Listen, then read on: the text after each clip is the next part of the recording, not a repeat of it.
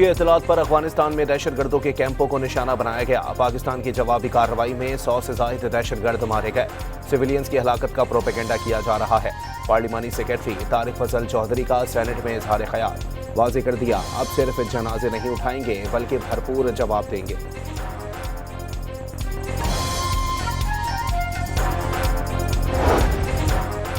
Security forces का पशीन में operation, भारतीय सरपरस्ती में काम करने वाले 5 ख्वारिज हलाक। शदीद फायरिंग के तबादले के बाद खुदकुश हमलावर ने खुद को धमाके से उड़ा लिया।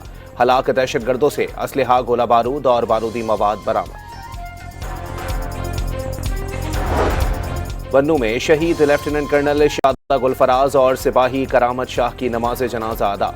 दोनों शोहदा की मुकम्मल फौजी एजाज के साथ आबाई इलाकों में तदफीन।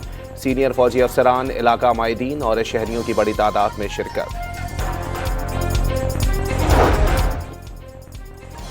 सेनेट में अपोजिशन लीडर अल्लामा राजा नासिर अब्बास ने ऐवान के 2 मेंबरान की जेल में बानी PTI से मुलाकात की तजवीज़ दे दी।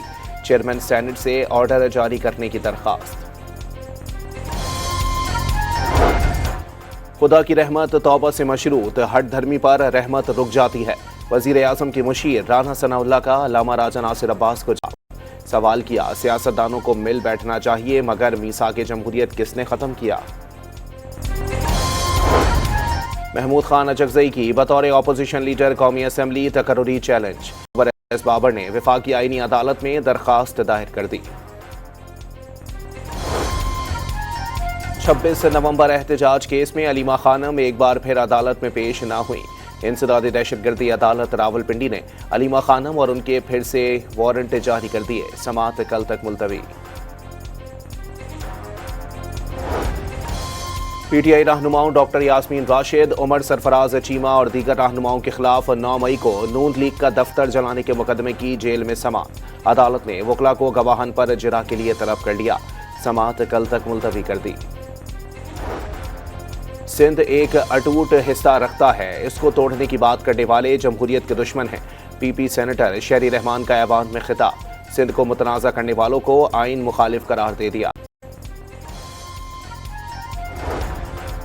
पाकिस्तान स्टॉक मार्केट में कारोबारी हफ्ते के पहले दिन जबरदस्त मंदी। 100 इंडेक्स में 5400 से ज़ायद पॉइंट्स की कमी। इंडेक्स 1,68,000 की हद बरकरार भी ना रख सका। सरमायाकारों के अरबों रुपए डूब गए।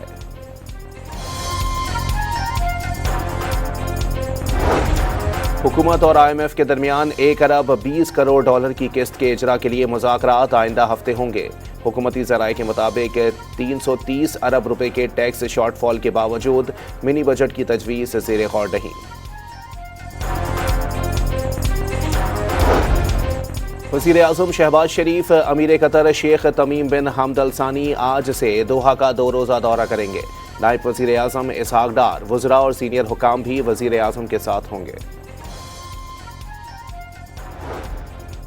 लाहौर हाई कोर्ट में पंजाब प्रॉपर्टी ऑनरशिप कानून के तहत कार्रवाइयों के खिलाफ दरखास्तों पर समाअत। डिस्प्यूट रेजोल्यूशन कमेटियों की जानिब से प्रॉपर्टीज पर कब्जे दिलवाने के तमाम फैसले कलअदम करार। जिन दरखास्तों पर हाई कोर्ट ने प्रॉपर्टीज के कब्जे दिलवाए वो बरकरार रहेंगे।